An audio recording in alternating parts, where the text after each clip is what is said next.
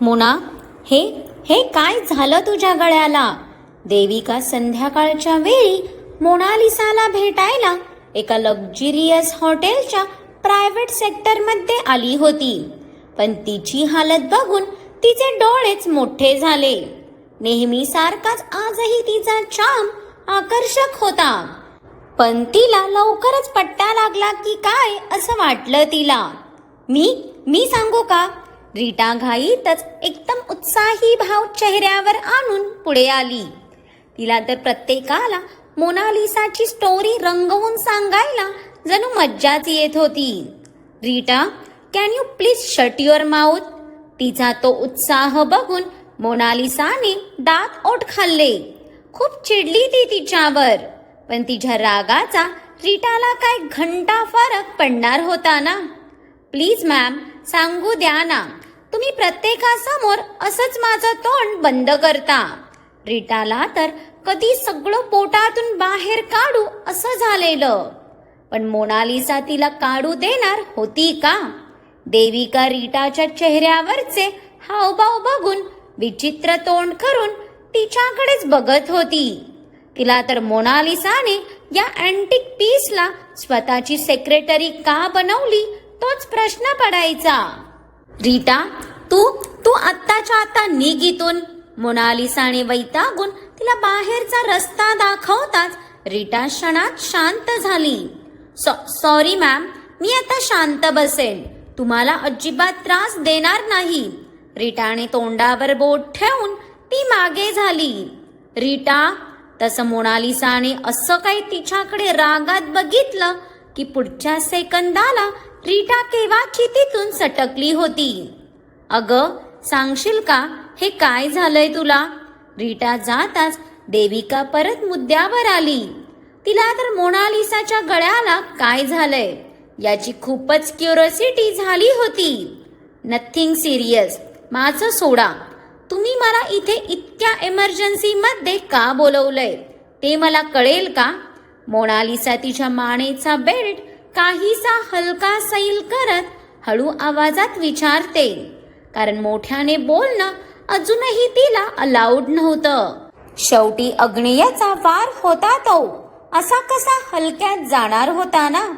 मोना, तुला मी मागे पुण्याला भेटली होती तेव्हाच सांगितलं होतं ना की लवकरात लवकर काहीतरी कर म्हणून, नाहीतर अग्नी तुझ्या हातातून निघून जाईल. देविका सरळ मुद्द्यावर आली. पण तिच्या बोलण्यावर मोनालिसा किंचित गालात हसली. हातातून निघून जायला मी त्यांचा हात तर सोडला पाहिजे ना. मोनालिसाच्या थोबड्यावरचा तो आत्मविश्वास बघून देविकाने डोक्याला हातच लावला. म्हणजे ही मुलगी स्वतःच्या हाताने सगळा बट्ट्याबोळ करणार आहे हे तर स्पष्ट दिसत होतं तिला. अगं, तू हात सोडायला त्याने तुला पकडू तर दिला पाहिजे ना. तो तर तुला समोर उभाही करत नाही, तरी तू अजूनही एकदम निवांत बसली आहेस.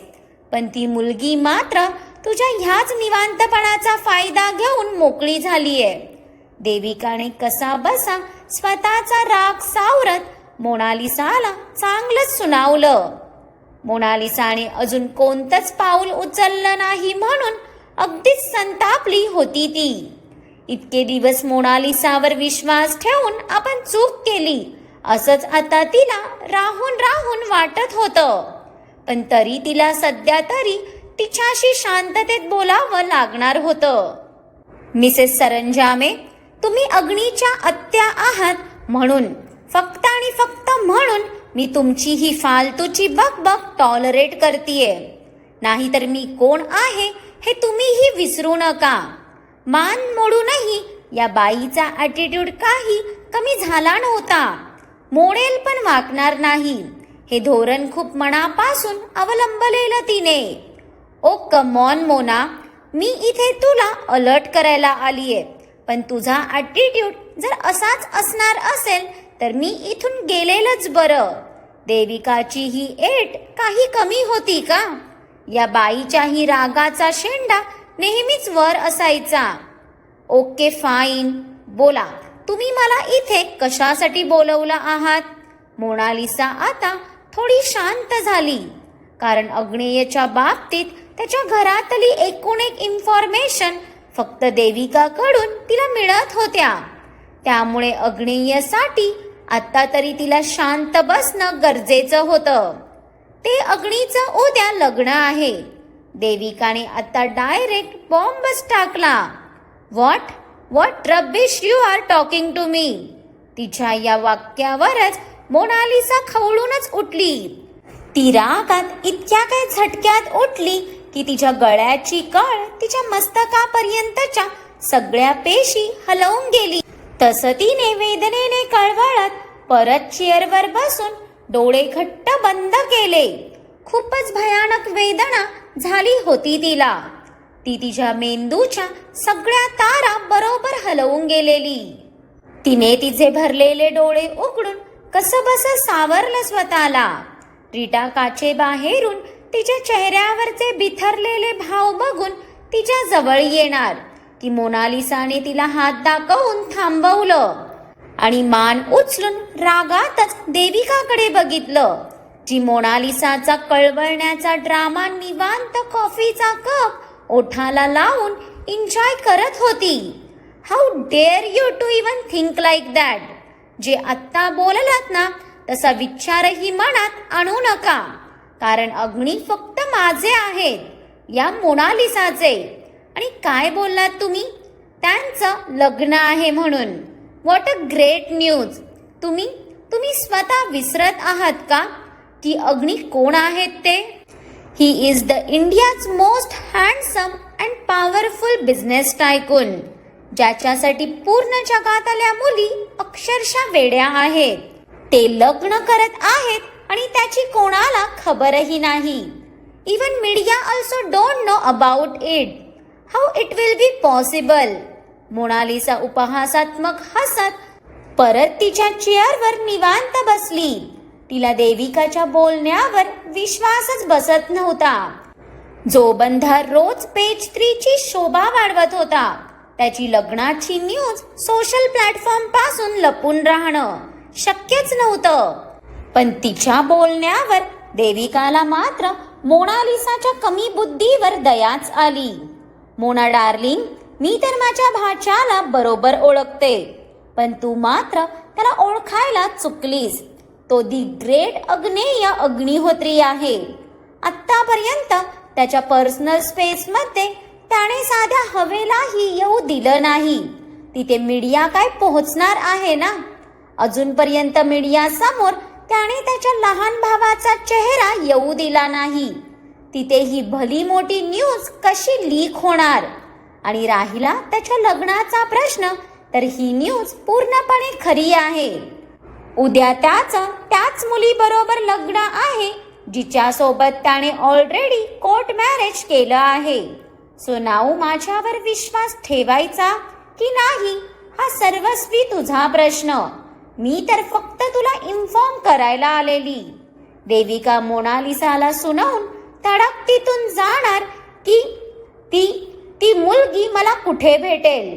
मोनालिसाच्या मुठी आता रागाने घट्ट आवळल्या गेलेल्या. भलेही बाहेरून ती शांत बसली होती, पण चेहरा मात्र रागाने पूर्ण लाल झाला होता. तरी सध्या शांत डोक्याने तिला हा मॅटर हँडल करावा लागणार होता, कारण आता प्रश्न तिच्या प्रेमाचा होता. तिच्या प्रश्नावर देविका गालात तिरकस हसत मागे फिरली, कारण आत्ता कुठे जाऊन या मूर्ख मुलीने तिच्या कामाचा प्रश्न केलेला ना. सिया नाव आहे तिचं. दिसायला खरं सांगायचं तर तुलाही आरामात मागे टाकेल ती. देविकाचं बोलणं ऐकून मोनालिसा दात चावत उठून उभा राहिली. कधीही न बघितलेल्या सियाचा तिला आता प्रचंड राग आला. मी तुम्हाला जे विचारलं तेवढ्याच प्रश्नाचं उत्तर द्या. ती मला कुठे भेटेल? मोनालिसा दात चावत एका शब्दावर जोर देत देविका समोर येऊन उभी राहिली. पण तिच्या फुललेल्या रागावरूनच ती तिचा राग किती कंट्रोल करतीये हे देविकाला स्पष्ट दिसून येत होतं. ती तुला एकाच ठिकाणी भेटेल, पण तिथे तू पोहोचू शकत नाहीस. देविकाच्या सांगण्यावर मोनालिसाच्या कपाळावर आट्या पसरल्या ना. असं कुठे लपवलंय अग्नीनी तिला? मोनालिसा डोक्यात विचार करतच देविकाला विचारते. अग्निहोत्री मेन्शनमध्ये, ती तिथेच राहते आणि मेन्शनमध्ये बाहेरच्या कुठल्याच व्यक्तीला एंट्री नाही. मग ते फ्रेंड असो की नातेवाईक, कोणीही विदाऊट आयडेंटिटी आज जाऊ शकतच नाही. देविका जशी सांगत होती तसे इथे मोनालिसाच्या चेहऱ्यावरचे एक्सप्रेशन बदलू लागले. मग तिला ट्रॅप कसं करायचं? आता मात्र मोनालिसा वैतागली, कारण तिला अग्नीचं लग्न अडवण्यासाठी सियापर्यंत पोहोचणं सर्वात जास्त गरजेचं होतं. उद्या ती माझ्या प्रिन्सेस बरोबर तिच्या लग्नाच्या शॉपिंगला जाणार आहे, तेव्हा तू तिच्यापर्यंत पोहोचण्याचा प्रयत्न करू शकतेस. पण तेव्हाही तिच्यापर्यंत पोहोचणं कठीणच असेल, कारण अग्नेयचे गार्ड तिच्या अराउंड असतील. पण तरी तुला थोडं डोकं लावून तुझ्या माणसांना तिला उचलायला सांगावं लागेल. देविकाच्या आयडियावर मोनालिसाच्या डोक्यातला पंखा आता वेगाने गरगर फिरू लागला. तुम्ही फक्त तिचा फोटो आणि निघण्याची अपडेट पाठवून द्या. बाकी पुढे काय करायचं ते मी बघून घेईल.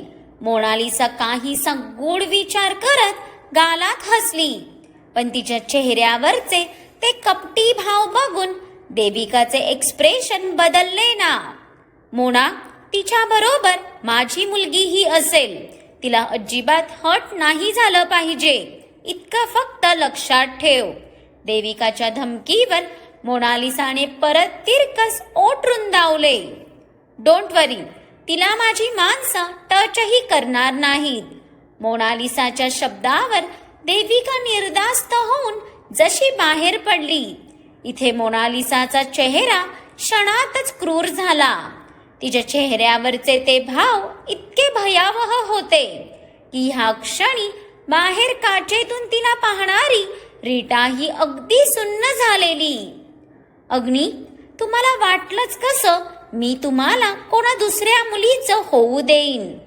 तुम्ही फक्त माझे आहात अग्नी, आणि आत्ता तुम्हाला मिळवण्यासाठी ही मोनालिसा कोणत्या थरापर्यंत जाऊ शकते हे कळेलच तुम्हाला. तुम्ही जिच्यावर प्रेम करता तिला नाही मी तडपावून संपवलं तर माझं नावही मोनालिसा नाही. मोनालिसाने रागात टेबलचं मॅट्रिक्स उधळून लावलं. आता तिचा गळा कितीही दुखत असला तरी ती वेदना तिच्या हृदयाच्या जखमेला भरून काढू शकत नव्हती. भयानक षडयंत्र रचत होती ती, ज्याने प्रलय तर येणारच होता. सिया, राणी अग्नी जेवायला तरी येणार आहे ना? सुवर्णाची नजर तर सकाळपासून एक वार दरवाजावर टिकलेली. लग्नाची न्यूज मिळाल्यापासून तिला कधी एकदा आपल्या आगीच्या गोळ्याला बघते असं झालेलं. आई होती ती, त्यामुळे आपल्या लेकाला या इतक्या मोठ्या आनंदाच्या क्षणी फक्त मिठीत कवटाळायचं होतं तिला. मॉम, हे मला तसं काही बोलले नव्हते. सियाला त्यांची अस्वस्थता समजत होती. तिचं उत्तर ऐकून सुवर्णाचा चेहराच पडला. ते बघून सियासोबत नित्या आणि आजीलाही वाईट वाटलं. सुवर्णा, उगाच चेहऱ्यावर 12 वाजवून बसू नकोस. तुझा मुलगा कसा आहे ते तुलाही चांगलंच माहीत आहे. भलेही तो या लग्नाला तयार झाला असला तरी त्याच्या पहिल्या बायकोपासून तुझी सियाच काय तर साक्षात तो ब्रह्मदेवही त्याला लांब ठेवू शकत नाही. आजीने ठेक्यातच उत्तर देत नाक मुरडलं. पण तिच्या बोलण्यावर सिया आणि सुवर्णाने मात्र डोळे मोठे करून आश्चर्याने तिच्याकडे पाहिलं. तर इथे पाणी पिणाऱ्या नित्याला तर जोरदार ठसकाच लागला. पण त्या लेकराची पाठ चोळायचंही भान या दोघींना राहिलं नव्हतं. इतक्या मोठ्या धक्क्यात होत्या त्या. एक कार्टे, इथे ये, मी पाठ चोळते तुझी. त्या तर माईली की सदम्यात गेल्यात. उगाच त्यांच्या कृपेने तू गचकशील. आजीच्या खेकासण्यावर सियाने भाणावर येत आधी नित्याला सावरलं, पण तिच्या डोक्यात मात्र आजीचे शब्द घुमत होते. ह्यांची पहिली बायको म्हणजे ह्यांचा आधीच एक लग्न झालंय का? मग ह्यांनी मला सांगितलं का नाही? ह्यांना असं वाटलं का की मी समजून घेणार नाही म्हणून? पण ह्यांची ती बायको कुठे आहे मग? डिवोर्स झाला असेल का ह्यांचा? पण मग ते तिच्यापासून लांब नाही राहू शकत तर माझ्याशी लग्न का करतायत? सिया भरलेल्या डोळ्यांनी केव्हाची तिच्या विचारात बेभान होऊन वाहत सुटलेली की नित्याने तिच्या विचारांना पटकन ब्रेक मारला. नाहीतर ही बया तिच्या विचारांची गाडी घेऊन अजून त्याच्या मुलांपर्यंतही हमखास पोहोचली असती. वेडी कुठची बाई, त्या सडूला तुझ्याशिवाय कोण सांभाळणार हा तरी विचार कर. ए वहिनी, अगं बाई तू काय आजीचं ऐकते? भाईची पहिली बायको म्हणजे त्याचं काम, तो त्याच्या कामापासून लांब नाही राहू शकत असं म्हणत आहे ती. इथे नित्याने क्लिअर करताच सियाने भरलेल्या डोळ्यांनी आजीकडे बघितलं आणि तिच्या डोळ्यातलं पाणी बघून आजीने तर डोक्याला हातच लावला. कप्पाळ माझं, ही एक भोळी नार माझ्या लक्षातच आली नाही. ह्या पोरीचं एक कसं होणार काय माहीत. सियाने त्यांचं बोलणं इतकं मनावर घेतलेलं बघून आजीला तिचं हसूच आलं. त्यांना ह्या घरात कोणीतरी सिरियस घेतंय ह्यातच खुश झाल्या होत्या त्या. पण सियाला मात्र स्वतःच्या मूर्खपणाचा राग आला. असं कसं आपण कोणाच्याही बोलण्यात येतो असं वाटून तिला ओशाळूनच आलं. मी ह्यांना कॉल करून येते. सिया डोळ्यातलं पाणी अडवत पळतच तिच्या रूम मध्ये गेली. आई, अहो उगाच पोरीला रडवलात तुम्ही. सुवर्णाचा जीव सियासाठी अस्वस्थ झाला. ह्या एक माऊलीला पूर्ण जगाची काळजी, पण आपल्या सुनेला लगेच तिच्या सुनेची बाजू घेताना बघून इथे आजीचं नाक फुगलं ना. सुवर्णा, सून आली ते तू तुझ्या सासूला विसरलीस की काय? विसरू नकोस, तू ही माझी सून आहेस ते. आजीची परत सुरू झालेली नौटंकी बघून नित्या आणि सुवर्णाने हसतच गालाला हात लावला. ही एक बाई सुधारणार नव्हती. इकडे सियाने रूम मध्ये आल्या आल्या सर्वात आधी स्वतःचे वाढलेले श्वास सावरले. त्याच्या फक्त लग्नाच्या कल्पनेनेच जीव धडधडला तिचा. शरीराची अजूनही थरथर होत होती. पण आता स्वतःला सावरत तिने सर्वात आधी अग्नेयला कॉल केला. त्याला आराम करायला सांगूनही तो तिचं काहीही न ऐकता कामाला गेलेला आठवून तिलाही आजीचं बोलणं काही अंशी तरी पटलं होतं. इकडे त्याच्या केबिन मध्ये अग्नेय त्याच्या कामात गडलेला होताच की सियाच्या आलेल्या कॉलने त्याच्या गंभीर चेहऱ्यावरच्या नसा काहीशा सैल होऊन ओठांवर एकदम हलकी स्माईल आली. तिच्या कृपेने थोडंफार का हसेना, पण हा सडू हसायला तर शिकला होता. त्याने सीटला मागे रेलत थोडं निवांत होच फोन उचलला. अहो, तशी त्याच्या हृदयाची धडधड वाढवणारा तो गोड आवाज आणि ती नाजूक साथ त्याच्या कानावर पडली आणि त्याने क्षणातच समाधानाने डोळे मिटले. तिच्या फक्त एका हाकेनेच त्याच्या अकडलेल्या शरीराच्या वेदना आणि कामाचा स्ट्रेस अगदी नाहीसा झाल्यासारखं वाटलं त्याला. अहो, येणाऱ्या त्याच्या श्वासांच्या त्या मंद आवाजाने इथे मात्र सिया बेचैन झाली. भले त्याचे श्वास संत होते, पण सियाची स्पंदनं त्या श्वासांना जाणवून शांत होत होती. मगाशी आजीच्या बोलण्यावर सैरबैर झालेलं तिचं मन आता त्याच्या फक्त श्वासांनी शांत झालं होतं. तिच्या आवाजाला मनात साठवत त्याने फक्त हलका हुंकार भरला. तुम्ही कुठे आहात आणि कधीपर्यंत येणार आहात? तिचं असं हक्काचं बोलणं त्याच्या तापलेल्या मस्तकावर क्षणात पाणी ओतून जायचं. तिच्या समोर तो कधीच त्याचा राग धरून ठेवू शकत नव्हता. मी घरी नाही येणार. पण आत्ता मात्र त्याने तिला स्पष्टच उत्तर दिलं. का? त्याच्या या उत्तरावर तिचं तोंड आकसलं ना. मी तिथे येऊन काय करू? कारण मी तिथे आलो तरी माझी जाना माझ्या जवळ थोडी ना येणार आहे. आणि तिच्यापासून लांबच राहायचं आहे तर मी माझ्या बंगल्यावर जाईन. अग्नेयच्या बोलण्यातून झलकणारी नाराजी तिला स्पष्ट जाणवत होती. तिच्यापासून लांब तो एक रात्रही राहू शकत नाही हे तिलाही चांगलंच माहीत होतं. अहो, असं काय करता? मॉम सकाळपासून तुमची वाट पाहत आहेत. सिया त्याला समजवण्याच्या सुरात बोलतच होती की फक्त मॉम वाट पाहत आहे का? पण तिच्या समजवण्यावर साहेब समजायच्या ऐवजी आणखीनच बिघडले ना. ते बघून तिने कपाळाला हातच लावला. अगदी चिडीचा बिब्बा होता तो. राग तर काय नाकावरच असायचा. पण आत्ता तिला त्याचं हसूच आलं. त्याला काय अपेक्षित होतं हे ती जाणूनच आत्ता त्याला मुद्दाम डिवचते. अहो, आजीही वाट पाहत आहेत. आत्ता तरी या ना. सियाच्या आत्ताच्या बोलण्याचा त्याला जास्तच राग आला. आणि आत्ता मात्र साहेब रागात धुसमुसू लागले. ठीक आहे, मॉम आणि आजीच वाट बघतायत तर मी त्यांना कॉल करून त्यांच्याशी बोलून घेतो. बाय. तो रागात फोन ठेवणार की अहो, त्याचा राग जाणून तिने लगेच सावरलं स्वतःला. तिची मस्करी तिच्याच अंगाशी आलेली. Now what? तवा आता चांगलाच तापला होता. ज्याच्या वाफा तिला जणू त्या फोनमधूनही जाणवल्या.